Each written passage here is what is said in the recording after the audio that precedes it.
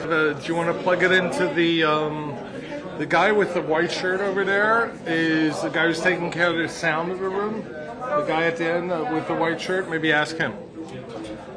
Is everybody happy with the levels? Where are you going? You're knocking down the flags, man. Go around the other way. What are you doing? No. Come on. Walk around the other way. Happy in the back? Arabic? Where's Mubashar going to? Good. Thank you.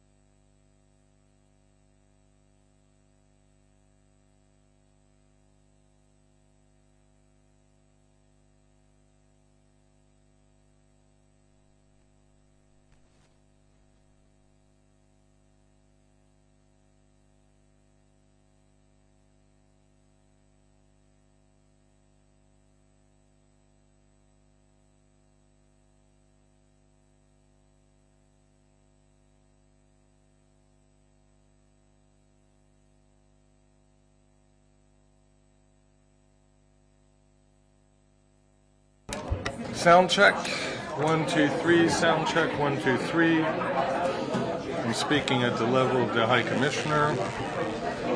The level of the High Commissioner is about this.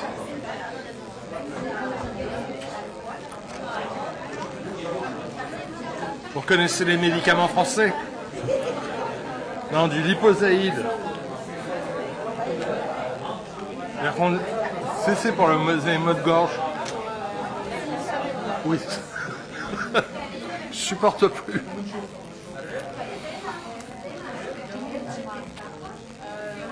One, two, three, 1, 2, 3, yes, so. Sorry. The problem with the sound. 1, 2, 3, I'll keep doing the sound check, audio check, audio check.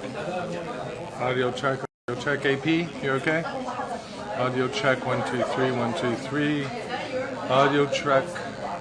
1, 2, 3, 1, 2, 3. Are you getting interference?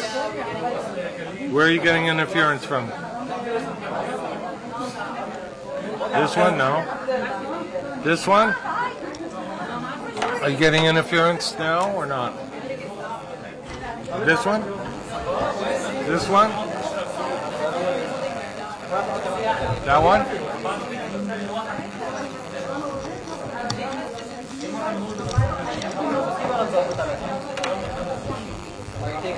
This one?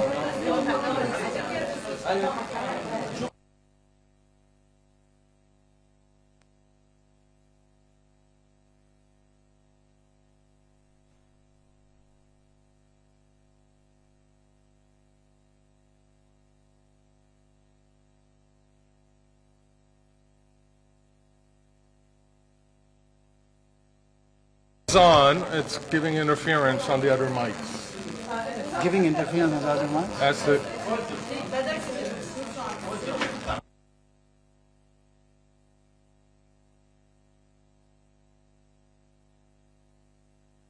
Check one, check. And this one's giving...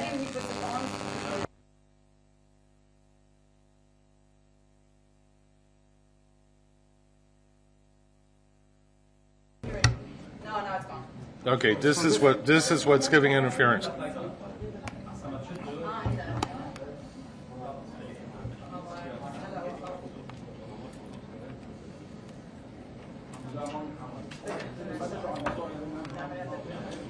So don't hang it here, hang it can you just put it down? Mic over mic, Yeah. Test again. I'm testing. It's on. She's not complaining about anything. Thank you. Thank you. You're welcome.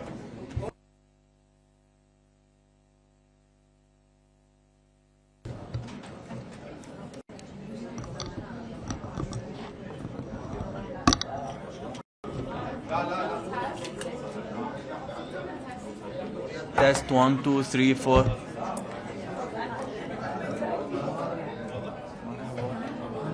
كيف؟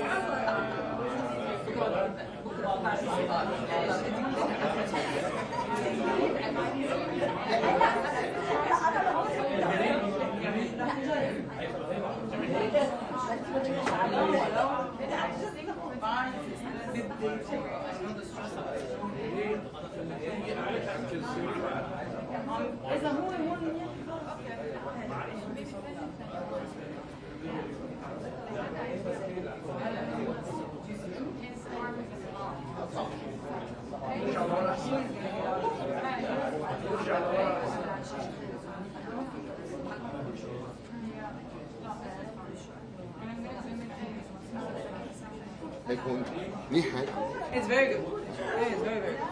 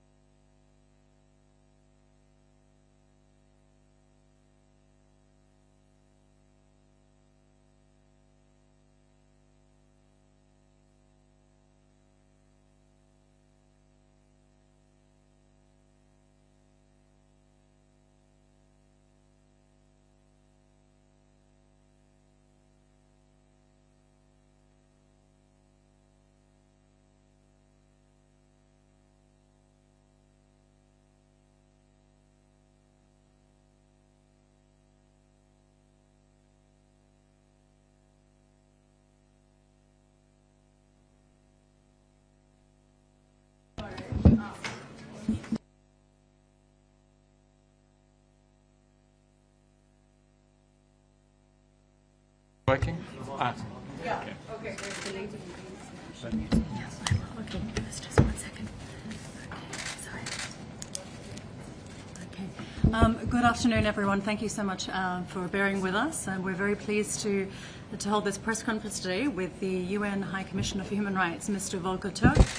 As you know, the High Commissioner has been in Lebanon. He's just concluded his visit to the country.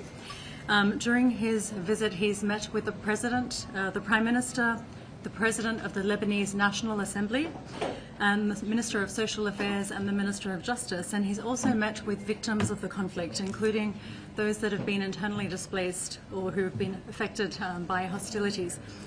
He's also met with a broad array of representatives from national human rights mechanisms, civil society, as well as the diplomatic community. We'll hear from the High Commissioner for Human Rights first, and then after that we will open the floor for questions, and we'll take 3 at a time. So let's hear from the High Commissioner. Mesdames et messieurs, good afternoon. When I last visited Lebanon a year and a half ago, I saw a country emerging from profound and overlapping crises and events. A protracted political impasse, financial crisis, the COVID-19 pandemic, the Beirut port explosion and armed conflict, all amidst a volatile, wider geopolitical context.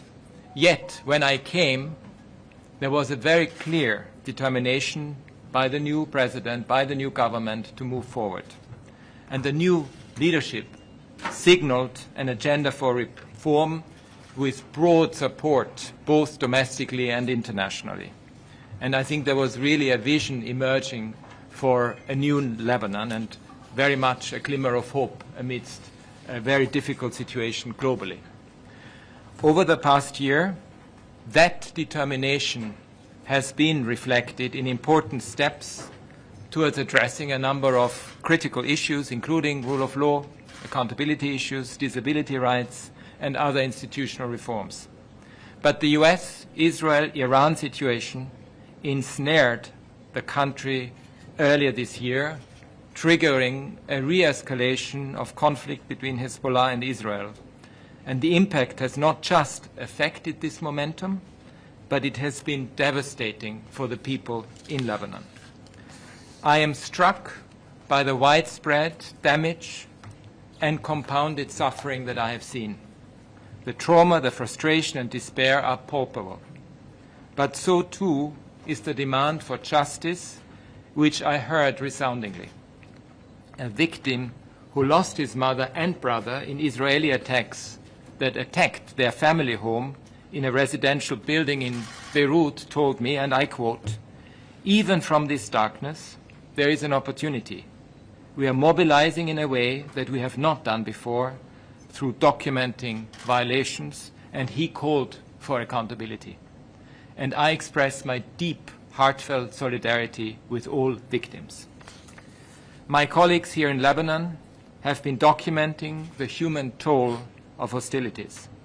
Continued Israeli airstrikes, shelling, and the use of explosive weapons in densely populated areas have triggered immense civilian casualties, widespread carnage, devastation, and mass displacement. Rocket fires by Hezbollah into populated areas in Israel has also caused civilian casualties and damaged civilian infrastructure. Since the 2nd of March, more than 4,300 people have been killed and 12,200 injured in Lebanon, according to figures from the national authorities. More than 135 healthcare workers, as well as many journalists and media workers, are among those killed. Despite an initial 17 April cessation of hostilities announcement, followed by multiple rounds of negotiations to de-escalate and rein in the conflict, the Israeli military continues to kill and injure people in Lebanon amidst continued airstrikes and ground operations. My office has recorded large-scale violations of international humanitarian law, some possibly amounting to war crimes, and under certain circumstances, they may also constitute crimes under international law. With the Minister of Social Affairs, I visited a school that has been repurposed as a shelter, hosting around 1,000 victims of conflict.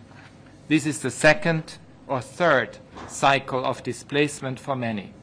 Some told me they attempted to return home last week only to discover that their villages had been destroyed. I heard how entire villages south of the Litani River have been razed or rendered uninhabitable as Israeli strikes and ongoing demolitions have flattened homes, schools, healthcare facilities, water distribution networks, electricity infrastructure, places of worship, and agricultural land. As the mandate of the UN interim force in Lebanon, UNIFIL, is set to end this year, I am worried what this means for the protection of civilians in the south. And I hope that this dimension, the protection of civilian dimension, will be taken into account in any future configuration. Israeli forces continue to occupy significant Lebanese territory in the south, and I'm concerned that the overall conduct resulting in large-scale displacement and denial of returns could amount to international crimes. I announced an impartial and independent assessment mission in June, as agreed with the government of Lebanon, and this mission has already deployed to Lebanon, and its members are currently on the ground collecting information and evidence on alleged violations and abuses of international human rights law and violations of international humanitarian law committed by the parties to the conflict in the country since the 2nd of March. Lebanon's dynamic civil society plays a central role and is also engaged in responding to and documenting the impact of the conflict. They highlighted, apart from the conflict, they also highlighted a number of human rights issues, and in particular the need for further progress in protecting the rights of marginalized groups, including refugees, migrants, LGBTIQ+ people, and people with disabilities, and in particular emphasized the need to combat discrimination against them. I heard heartbreaking accounts of the experiences faced by displaced victims of conflict, in particular people with disabilities, who face difficulties in evacuating to safety and accessing shelters. While Lebanon has made important progress, including in ratifying the Convention on the Rights of Persons with Disabilities, the implementation remains challenging. And I also hope for more progress on the decriminalization of same-sex relationships. In a few days, families of the victims of the Beirut port explosion will commemorate the 6th year since this tragic event.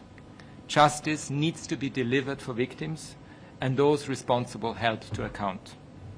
Ongoing, much welcome reform efforts to advance judicial independence and the rule of law will be critical to strengthen the trust in state institutions. Conditions in prison and detention centers in Lebanon require urgent attention. I welcome the draft law to abolish the death penalty, building on the long-standing moratorium in the country, and I encourage its swift adoption by the Parliament. This will make Lebanon the first country in the region to do so. Recovery and reconstruction are not simply a logistics exercise. The relationship between the states and all its citizens needs to be strengthened to address perceptions of division and exclusion, and this was a concern relayed to me in particular by victims from the south. The social contract will need to be rebuilt, where all communities in Lebanon are respected in their dignity and human rights, and where the state is able to protect their rights and provide the services, safety and security they need. This also means full empowerment of the Lebanese state with full respect for its sovereignty and territorial integrity without external interference. I warmly thank the government of Lebanon for hosting my visit, and my office and my colleagues here on the ground remain ready to support Lebanon in the promotion and protection of human rights for all. Shukran. Thank you, High Commissioner. And as the High Commissioner was speaking about our colleagues here, we're also joined by Mr. Mazen Shakura, who's head of the UN Human Rights Regional Office here in Lebanon. So we'll take questions. We'll take 3 at a time. And just a reminder that interpretation is also available, simultaneous interpretation. So we'll open the floor for questions, and as I mentioned, we'll take 3 at a time. And if we go over to, we'll just ask you to state your name and your media organization. Go ahead. Hello, I'm Katia Shamoun from the National News Agency. What concrete action can you take beyond documentation? We know that your office has repeatedly documented violations against civilians in Lebanon. And we know that this report did not stop these violations. So what kind of action can you take? Okay. Let's open it up for another question.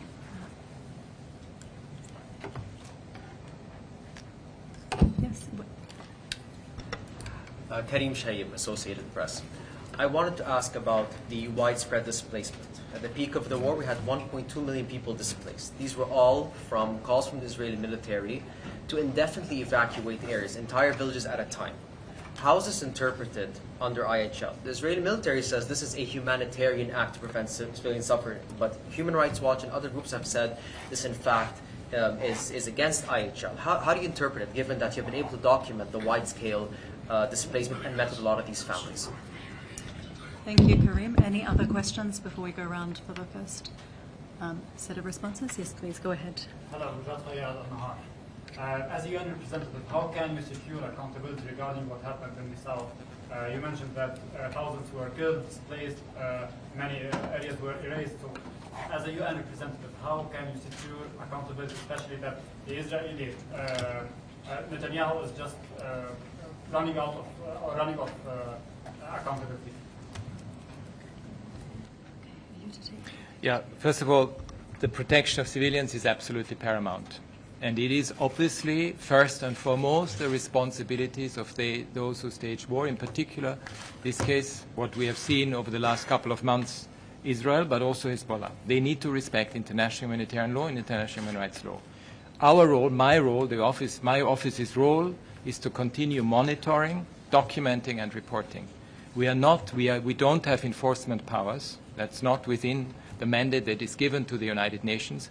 But the fact that we not only speak out, but also document and continue reporting about it, the fact that we have an assessment mission that is currently doing its work and going into great detail and analyzing as many incidents as we possibly can, will be a very important contribution, not only to telling the truth, identifying the facts, but also then applying international law to what we have been able to provide. And this, in a way, comes to the point that is the third one, and then I come to the displacement issue. On accountability. Accountability is always a very complex issue. And it is an issue that starts first and foremost with documenting, collecting the evidence, providing the facts, and making sure that there is truth-telling. I mean, the fact that the victims, not only those displaced, but also those affected directly in the south and in other parts of Beirut, especially in densely populated areas, that they are able to tell their story is extremely important, because we always want a victim-centered approach when it comes to accountability. Then there are domestic forms of accountability and there are international forms of accountability. The domestic forms, I understand there is currently a draft law under consideration in the Lebanese parliament about international humanitarian law, which is, again, very important for domestic purposes. There is also universal jurisdiction meaning that you can actually pursue perpetrators in those countries that apply universal jurisdiction. And again, the assessment that is being put forward by us is going to be important for these purposes. On displacement, I mean, we see a pattern of displacement that is extremely troubling, because the massive displacement that we saw at the height of the crisis, with over 1 million people being displaced, some of them not being able to return. I even met people who tried to return but were basically sent back because they even had to see in front of their eyes how the village is being destroyed, is a particular aspect that we have to look at from the perspective of whether this constitutes international crimes, and this is a particular area that my assessment mission is looking into. I think we can take one more round of questions. I'm sorry. I just answered accountability. We'll take one more round of questions, and then we can go ahead. Yeah. Yes. Hello, Mr. Volker. It's Dalal Saud from United Press International. There are serious fears that in case of a new round of escalation or resumption of hostilities, this time Israel will proceed with this large, devastating destruction north of the Litani region. How would you see the situation in that case with a larger section of people being displaced, more villages destroyed, and how could that be stopped in one way or another? Thank you. Thank you. Any more questions? Yes, go ahead. Hi, Nada Homsi, The National. So Israel continues to demolish homes and villages in the south. I wanted to ask if the UN investigating team has access to occupied South Lebanon, south of Israel's so-called security zone. And if they don't, how can it ensure the documentation of potential war crimes that are ongoing as we speak? Thank you. I'll just open it up to see if there are any other questions, and I'll come back to you.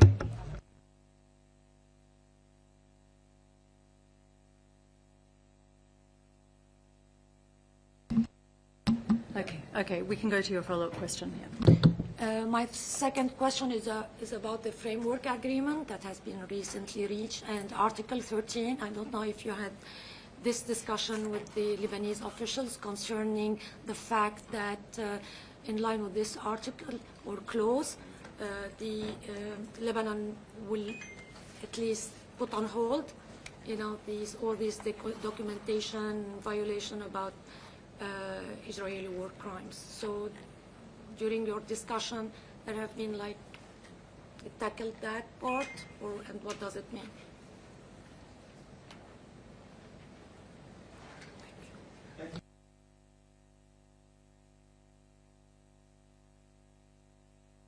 Look, on the first one, I mean, obviously, with all the ongoing negotiations that are taking place, and there will be ones that are going to take place in Rome, I think on the 4th of August, very important ones.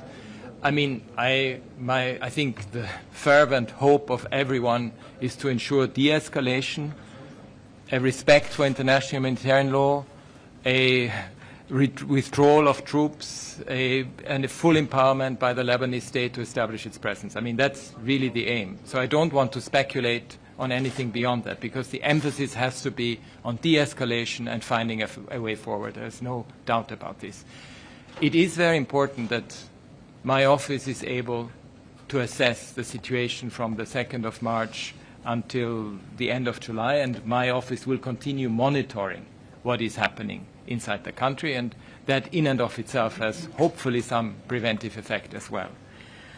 On the matter, yes, we have access to the south, but we are using a methodology that is very strict. We have very strict criteria. We are looking at violations of all parties, as I mentioned, and we are also in touch with everyone who can give us information and provide information to us. And we have, when we validate information, we need 3 independent sources to verify. So that's why sometimes these things take longer. I mean, that's how it is. But that's extremely important, because the legitimacy and the credibility of the type of work that we are doing comes precisely from the impartiality and from the professionalism and the integrity that we put to that process. So when we issue our report, we know what we are saying, and we know that we are saying it in good faith and in best possible conscience. On the framework agreement, look, I mean, it's obviously a question you need to ask the Lebanese government. I think the fact that we have an assessment mission here is a very important signal. And this is going to be separate, and you will be able to proceed regardless of... I'm independent. I'm independent as a UN official. Okay, unless there are any other questions, I'm just giving an opportunity for any other questions, otherwise I think we're going to have to conclude this press conference. So we thank you all for joining us. Shukran jazilan. Thank you. Ma salama.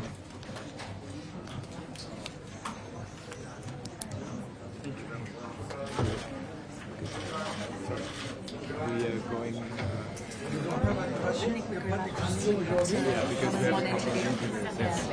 Okay, sorry, I had an issue with yours. But this is, I thought it was the... But I think it's obviously...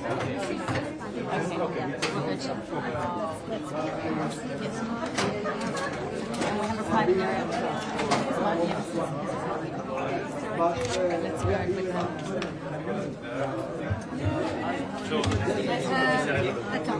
Sharia, AP is asking.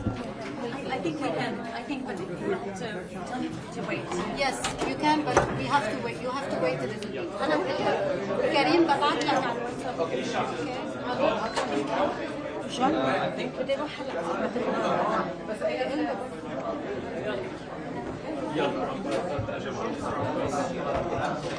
أيضا وين فوق؟ هون؟ ما بعرف بدنا نشوف إذا معي الفرجين ولا لا لا ما تجيب الفرجي خلص